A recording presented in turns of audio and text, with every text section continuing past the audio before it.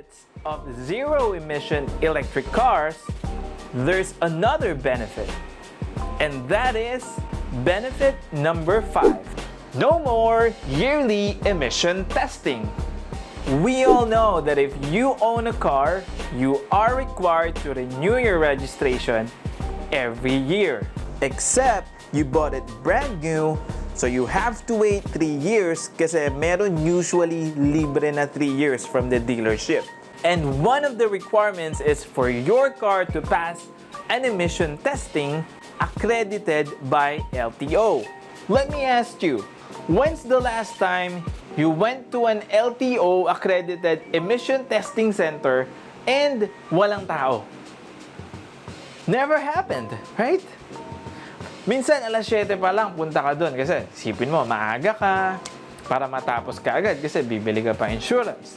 Pipila ka pa kung may pila dun sa LTO office. But before you can do that, you need to pass the emission testing center.